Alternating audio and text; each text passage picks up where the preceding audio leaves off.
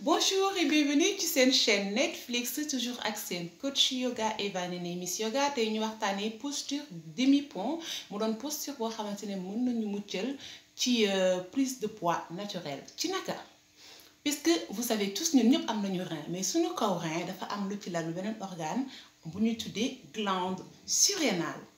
Les glandes surrénales dañuy sécréter hormone bi ñuy tuddee hormone du stress maanaam cortisol mu doon hormone vitale. Hormone du stress lañ ko tuddee mais hormone boobu moo ñuy permettre le matin lañu ko suñu glande surrénale di sécréter dafay activer suñu yaram moo tax ñu nekk au taquet, avoir la pêche, am énergie, mën a bouger quelque chose comme ça booy dem na ba nga xamante ni journée baa ngi jeex au fur et à mesure quantité di wàññeeku mooy waral on a envie de dormir. Alors li nga xamante moom mooy passé ci suñu glande surrénale dafa am souvent li ñuy wax dérèglement. Ce dérèglement bu amee da koy sécréter en excès bu ko sécréter en excès loolu mën na andi prise de poids. Alors dérèglement bu amee aussi mën na ko bañ a sécréter normal maanaam sécréter ko ci quantité bu ndaw bu boobaa na ngay obligé nekk sous traitement di jël ay hormones quelque chose comme ça. Alors li nga xamante ni moo ñuy jàppale ba ñu mucc kon tey ci prise de poids naturel maanaam loo xamante jël poids te lekkuloo quelque chose comme ça stress moo koy causé.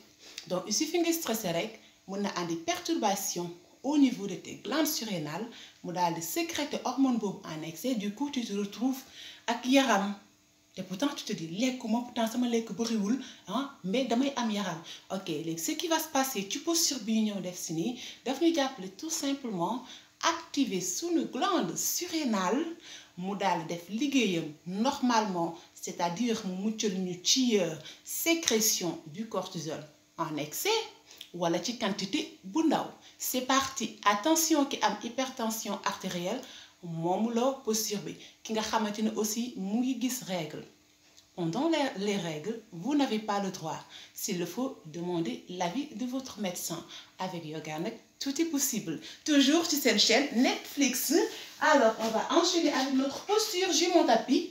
Comme ça on s'allonge tranquillement. On est là.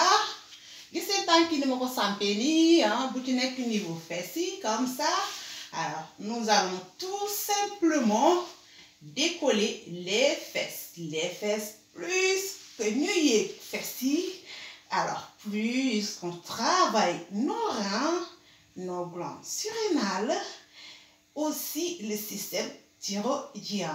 Alors moi cette posture bi sax daanaka dafa bénéfique ci bépp organe boo xamante ne mu ngi ci sunu biir mais plus précisément les glandes surrénales. Alors on est là, on inspire profondément dans cette posture puisqu'on monte, on inspire, alors on expire, on descend tout doucement, on peut dire vertèbre après vertèbre. Voilà, on le répète encore une dernière fois, on inspire à l'expiration on monte, voilà ba pare dafay permettre l'afflux sanguin mu wàcc ci sunu cage thoracique. Ñëpp xam nañ ne deret mooy yóbbu oxygène mooy yóbbu nutriments yu ñu lekk donc c'est-à-dire que ci position bii nii dafay permettre deret bi wàcc ci sunu organes yi nga xamante ne ñoom ñoo nekk sunu cage thoracique pour les nourrir. Donc je répète encore hypertension artérielle moom loo bi posture. Pendant les règles moom loo ko parce que gis nga carrément deret bi dafay yéeg. On inspire profondément, on expire, on descend tout doucement.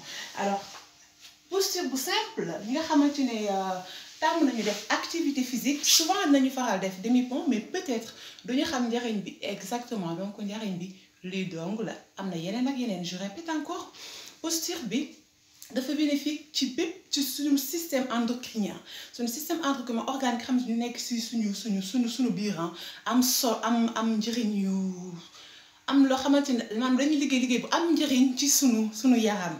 Alors plus précisément les glandes surrénales c'est important de temps en temps ñuy def yenn exercice yoo xamante ne dafay permettre suñu glande surrénale mu def liggéeyam correctement.